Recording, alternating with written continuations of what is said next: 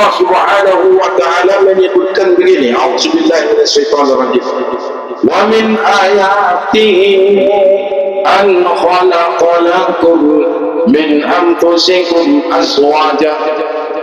Ayat-ayat Allah itu sangat banyak, dan dari banyaknya ayat-ayat Allah itu ada yang tertulis dan banyak yang tidak tertulis. Kalau yang tertulis dulu diturunkan kepada Nabi Musa, namanya disebut dengan Taurat. Kepada Nabi Daud, Zabur. Kepada Nabi Isa disebut dengan Injil.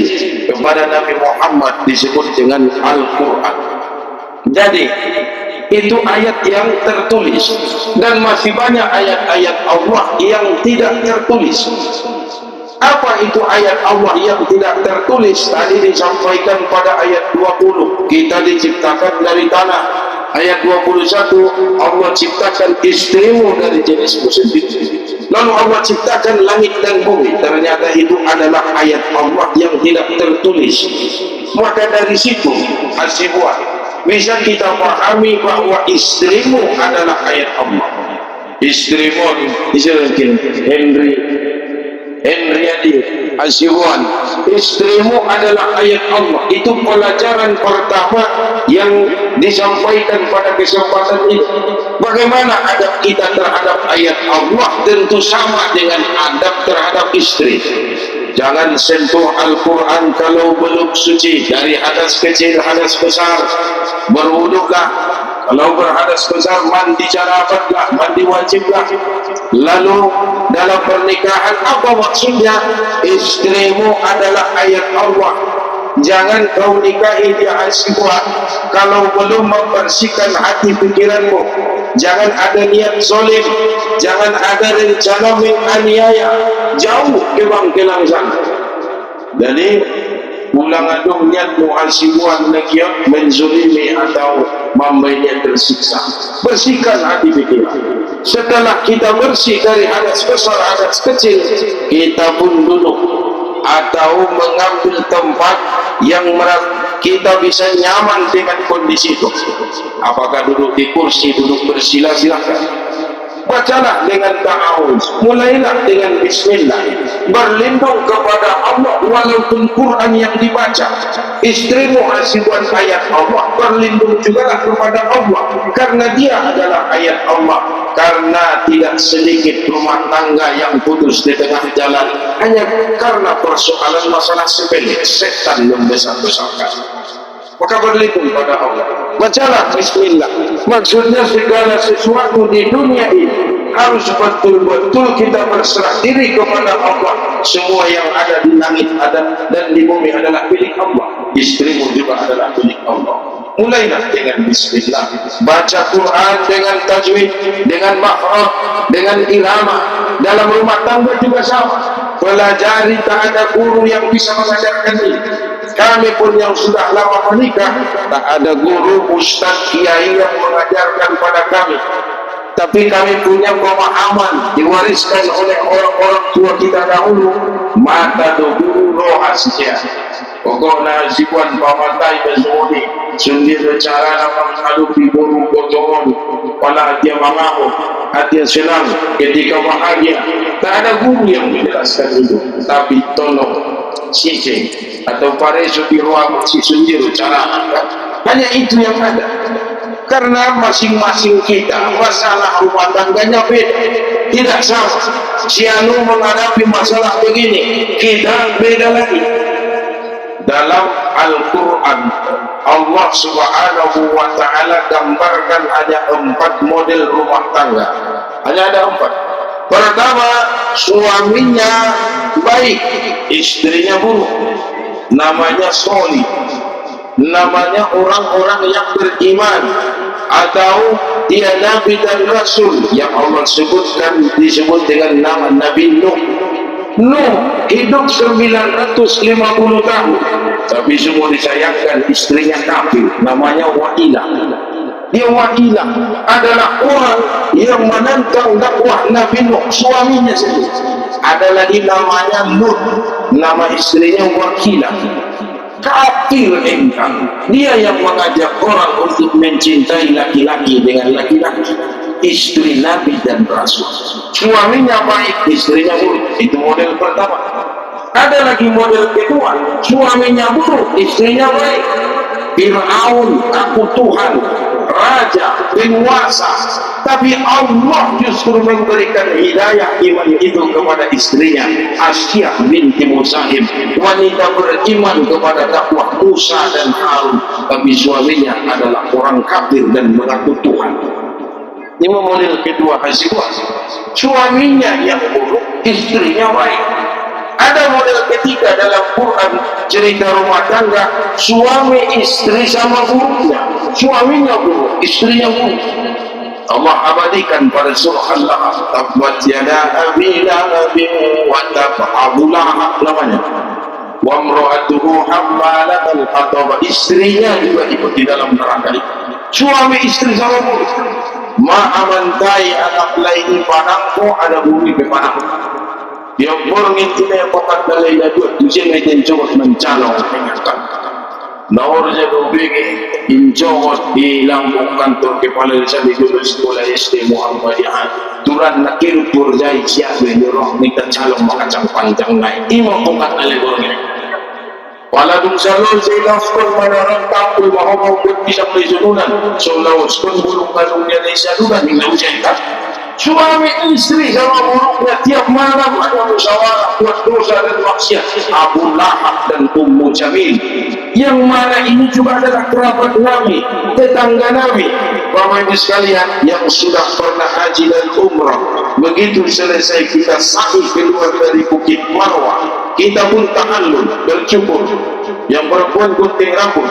Disitulah rumah Nabi, hanya ditandai dengan pagar-pagar. Itu rumah Nabi dengan Khadijah. Di belakangnya ada WC, hammam, toilet, kamar mandi. WC itu dulu adalah rumahnya Abu Lahab, persis di belakang rumah Nabi. Mau dan dia sudah dunia mau dia ada menunaikan muda di Nabi. Sirennya lebih tahu mana, tapi tiap hari hanya memikirkan bagaimana agar Muhammad ini mati.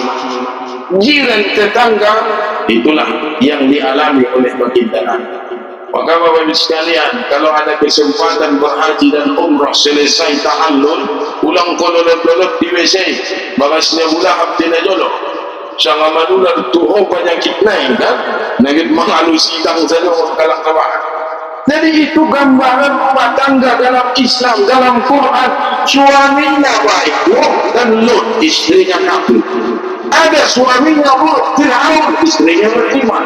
Ada model ketiga, suami buruk, istri buruk. Ada model keempat, suaminya soleh, baik, dan istrinya wanita solehah, Ibrahim dan istri. Itu Allah abadikan pada Quran. Dan sepanjang masa kehidupan kita hanya dengan empat model ini. Adong dialak lainnya yang matai mani dengan terpaturi ada burungnya. Model Nabi Nuh pada kabayon di urang semua sudah. Memang nak tersiksa dia baik di sini baik kan? Adong bisa sebagian suami lain memang buruk, parjudi, partogel, parmau, tapi istrinya rajin pengajian, sholat berjamaah, ada kegiatan dia aktif, tapi suaminya orang berburu di Fir'aun ini dia. Itu gambaran Quran. Tapi dalam limpah itu suami istri sama buruk, Abu Lahab, orja alamat sualaman apa dulu lengah roh. Pokoklah bangsa ini untuk lain membuat wajah tuna paham itu sulit. Nabi kita sendiri bisa berjirinnya. Untung Nabi Bapak kamar jirin kontak masuk itu. Mungkin dari kawan. Solok kipat ini berpirami mahu pasang dari kedua kan? Tapi kalau boleh saya tanya, siapa yang majul orang foto?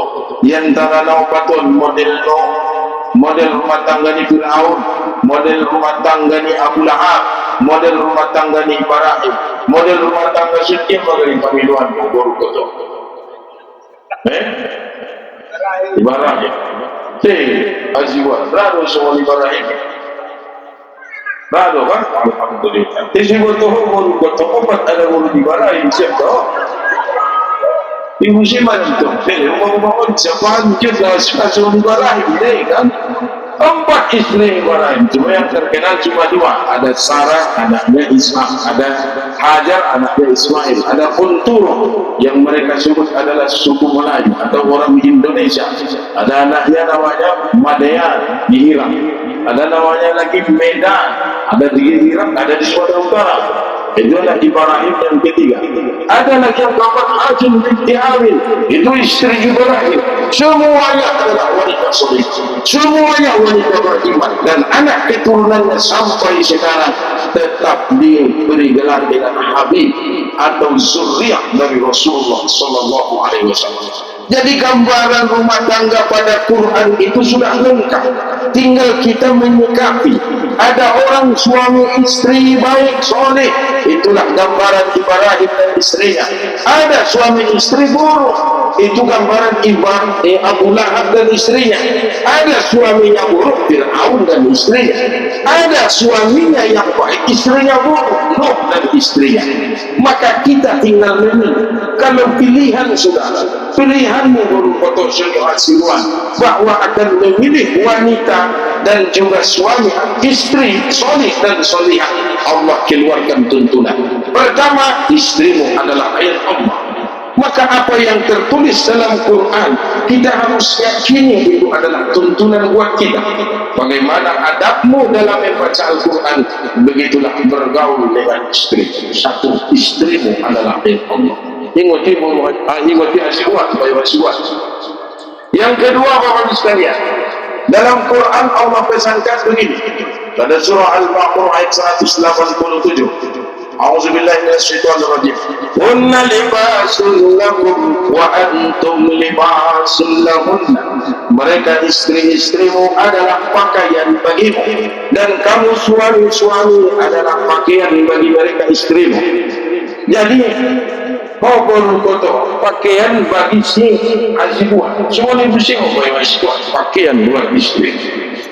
Sebelum nanti tampil ke pentas, Mamarsul minno asibuan. Aduh, biar ganteng dari dahulu isolasi. Baru kotor, nadi siman jujung mon baru kotor warna pulang. Walau nadi siman jujung mi warna bayan siwan ampu dan pulang adalah pakaian adat istiadat Mandailing. Kenapa di atas kepala laki-laki diletakkan ampu? Agar dia mampu menjunjung tinggi perempuan yang kita sebut dengan perempuan. Jadi laki-laki harus menghormati perempuan. Itu sebabnya adat Mandailing diletakkan ampu, agar kita bisa menghormati dan menjunjung tinggi harkat dan martabat kaum wanita. Dan Islam hadir juga mengajarkan itu. Maka seorang suami harus menjadikan istri sebagai pakaian dalam hidupnya. Pakaian itu Bapak sekalian sifatnya minimal hanya ada dua. Pertama, sebagai penutup aurat. Orang yang tidak punya pakaian, dia dianggap orang gila lalu lalang di depan kampung, karena dia menampakkan auratnya. Untunglah ada pakaian. Apa yang menjadi penutupnya terserah. Menutupinya dengan kain boleh, menutupinya dengan kain panjang silakan, menutupinya dengan kerudung juga boleh. Anggona jolong panutup na karung topung dong kan, goni ranggu, ada ngadong lebih tekstil kan, perusahaan kain. Di zaman Nabi Adam belum ada kain, kulit kayu mereka olah dijadikan sebagai penutup aurat ketika turun dari surga. Jadi pakaian ini sifatnya menutup aurat. Apa maksudnya? Sesuatu yang buruk agar tidak nampak oleh banyak harus ditutup dengan lipas. Keburukan istrimu bayu asiwan harus kau tutupi, karena dia adalah pakaian. Apapun kelemahan Nisya Sidono baru menutupion. Jangan menceritakan keburukan. Paladung lalu dah baru foto tukang kelang mat telepon mon kaum kaanggi sentor wala biado inang dina ada kudinan alhamdulillah biado inang pare do ko ba bere ni kami kanya bi waswas dirwani ulang doktor ko na supale do kondenggan tulus an sulang masak ruannya di torban marada. Suamimu pakaian, istrimu pakaian bagi. Sifat pakaian menutupi keburukan. Yang kedua, pakaian ini punya sifat sebagai identitas. Yang pakai peci pasti bapak-bapak, yang pakai jilbab kerudung pasti ibu-ibu. Boleh tak bapak-bapak pakai jilbab? Boleh. Kapan? Tanggal 17 Agustus. Palapa ikana lo mereka. Palapa ini berkuis berjam mobil lagi. Berjilbab kan? Jadi hanya di situ, hanya hiburan. Tapi kalau dalam keseharian kita harus tempatkan jilbab buat perempuan. Yang laki-laki pakai kopiah, pakai lobe, atau pakai sarung, pakai baju koko, sendal sekalipun ada soloknya laklai, ada soloknya dahulu kan? Itu identitas. Maka dengan menikah maksudnya kata Allah, identitasmu telah berubah. Suami tentu ada istri. Indah di poso-poso biho bayu hasiwan. Identitas telah berubah menjadi suami ni bobogoto. Semua ibu sih bobogoto. Dirimu tidak lagi anak gadis yang bermanja-manja dengan kedua orang tua. Sekarang identitasmu adalah seorang istri, juga sebagai menantu di rumah suami. Maka harus merubah sikap. Tugarina majodoh. Aziwan, soalnya bobogoto. Soalnya mau pakai menginang buat darah-darah. Hitungan ya, jelas saja jadi kan. Malang tak tu pasaran lalu semua bukan soal. Lalu sudah ti, mainan yang baik kan? Karena nama itu satu bangun dan kini raja sadari sadari pindah tulis pakai kan? Injo tu nak pakai kau nak lenut jualan. Kenapa? Karena pakaian itu juga ada tempatnya, Bapak Ibu sekalian. Pakaian dinas ada simbolnya, ada logonya. Alat PNS 10 baru pakai. Tentara ada baju dinasnya, polisi ada baju dinasnya. Tolong ni alat nasu polisi, nasu tentara pakai baju tentara tidak boleh. Kenapa? Ditangkap polisi. Hidup kalian polisi kan semua, tentara kan semua. Jadi kita memang sebagai pakaian buat pasangan, tapi pakaian ini ada porsinya. Ada kalanya kita memakai kopiah, ada saatnya kita memakai topi tani. Kenapa? Karena itu pakaian. Lau mangguris, lau tu sahabat tu kobun, kan nga baju dinas dipakai, baju tu sahabat, baju tu kobun.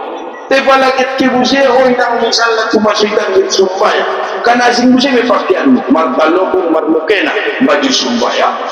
Palagi kibusnya itu bapak misalnya sama ligar dan mga ligyalangan, baju tuala, kan? Dia memang pakaian warna libasul lakum wa antum libasul lahum. Al-Baqarah 187. Istrimu pakaian bagimu, kamu pakaian buat mereka. Harus ditempatkan sesuai dengan porsi dan posisi. Jadi harus dipelajari baik wasibuat. Sendiri menempatkan istri. Karena ia pakaian, bukan pakaian dia menempatkan posisi masing-masing dalam kehidupan berumah tangga.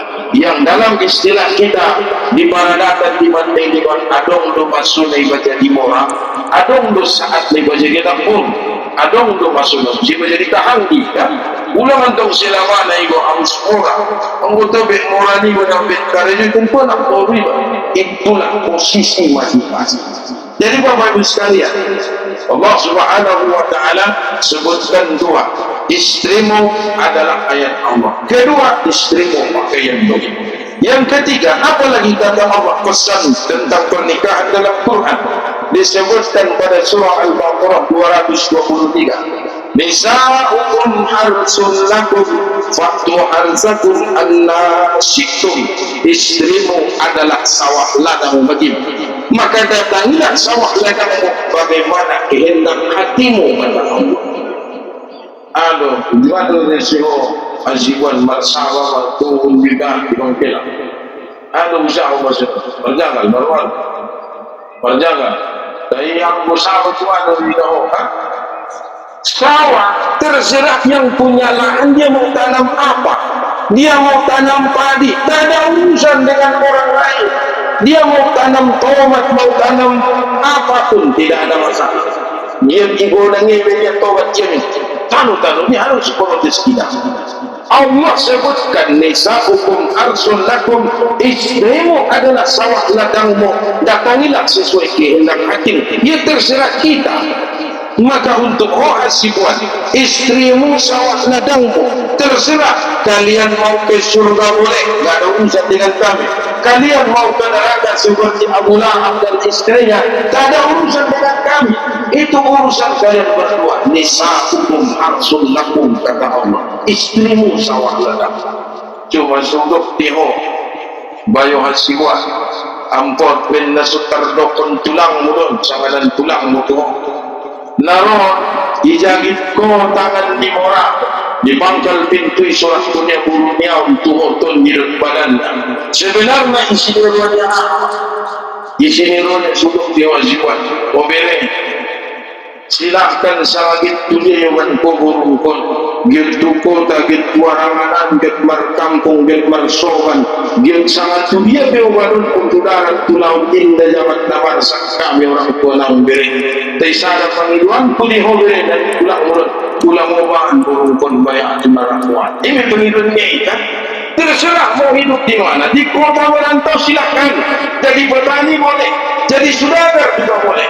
Dia hanya punya satu permintaan, mertua laki-laki dan perempuanmu, jangan bawa anak mereka ke dalam neraka. Susah payah mereka membesarkan, mendidiknya, mengajarinya, hanya dengan berharap ketika suatu saat dia tiada, ada anak dan ada putrinya yang mendoakan. Karena hanya itu harapan setiap orang tua. Maka sampai dia orang hasiban, ulang main-main, ulang sembarangan, dia menjadi haus dengan billahi ta'ala bahwa ini akan istrimu akan diajari, dibimbing menuju surga yang Allah janjikan. Maka inilah yang Allah maksudkan, istrimu sawah ladangmu, terserah kita mau bercocok dalam bit mancangkul lu tola, bit manajak pun pajul biar progresnya lagi kan, bit ipabajak pun kodok terserah, bit ipadiar pun terserah. Istrimu adalah sawah ladangmu. Lalu yang terakhir dalam Al-Quran Allah sebutkan pada surah Ali Imran, Zuyyina nasi hubbus syahwati minan nisa wal banina wal qanatiril muqantarati minas sa'ati wal fitah. Dijadikan indah dalam hati manusia rasa cinta pada perempuan, wal anisa wal banin pada anak-anak. Jadi istrimu adalah perhiasan dalam hidup. Itu pesan Allah pada Ali Imran. Bagaimana perhiasan? Dia tampil ketika ingin ditampilkan. Yang namanya emas, berlian, perhiasan dalam cincin, anting-anting atau gelang, emas dalam kehidupan kita akan disimpan dengan baik, dijaga dengan, dirawat dengan baik. Kenapa? Karena ini perhiasan. Kalau istrimu, kata Allah, mayuhasibuat adalah perhiasan, maka jadikan dia perhiasan. Hormati dan hargai, rawat dengan baik-baik. Jangan sampai perhiasan ini hilang atau dibalut dengan berbagai macam kotoran. Nah, kalau perhiasan Allah sebutkan ada 4 dalam Ali Imran itu. Rawat dirimu, karena hanya dengan merawat dirimu suamimu akan senang. Jaga dirimu, jaga fisikmu, karena hanya padamu lah alatmu untuk beribadah kepada Allah. Kalau si perempuan tidak bisa merawat diri, tidak bisa menjaga tubuhnya, alamat kesalahan kemudian hari akan bertahan. Tewar bocor, yang tahu sih. Lain ni semua orang konten atau orang lain yang jodoh murah atau badak kelega, badak tiba nomor 4 bisa lo sih mak karena imas deh. Nanti mau ketupat di tangan, ada orang tiba kosong lagi itu memang kan, ada orang gatal lagi kita lagi itu memang. Badak tiba, marnomo sesuai sama kantar pemarbarian. Rawat tubuhmu, karena itu perintah. Istri harus merawat tubuhnya, harus menjaga tubuhnya. Manong boda boina, suinda tahan akan tayi bangsa pinna sutahmilo buat naik. Maru yang mati itu satu apian, muat boda muat sikahan. Lalu muat siapa usia apian kuatu kemisi bisa mabuat kusta. Lalu muat kepuawas bersurat kuina mabuat sakalu. Sudah mesti jangan lupa, masih sudah. Yang ini tahan aman tahu terus kehidupan ulta harusnya ibu atau istri harus menjaga diri, berhias dirilah di rumah, rawatlah tubuhmu, karena dengan membuat hati suami senang itu adalah ibadah. Itu adalah ibadah terbesar. Makanya dalam Quran Allah sebutkan, apa kata Allah? Fankihu ma taba lakum, nikahilah yang menarik atau yang bisa hatimu tertarik, itu tolak. Fankihu ma taba lakum. Jadi perempuan harus merawat diri, tapi jangan pula berlebihan. Ulangan tunggu siapa hebat pun merawat diri 80.000 habis itu kosmetik pengaruh dan bayar kan? Oke, buat urusan di 20.000 baru kotor sisa 60.000 bisa banyak orang pemain ajuan. Bisa dia bisa apa? Dan oh my god, kebagian yang ikut bagian bisa nama. Sudah pun tele alhamdulillah ini tobat nanti. Tapi ini Rasulullah, ketika kita punya anak, maka anak mula yang ketiga paling berhak. Diri ni ba masalah, istri ni ba anak ni baru. Sekolah ni apalan dunia pada usia para itu. Maksud nama Pak Songolo, ulang sangat ringkas kita membayari minum anaknya makan semangat minum asam. Itu salah dan keliru. Anaknya menghidupkan dan ke sekolah itu penting saja hidupnya. Ini yang dia. Mungkin apa di sekolah SD, sekolah madrasah, lawan bayar itu saja yang bisa kita mesti selalu pokok ini 2.000 bayar dalam ini.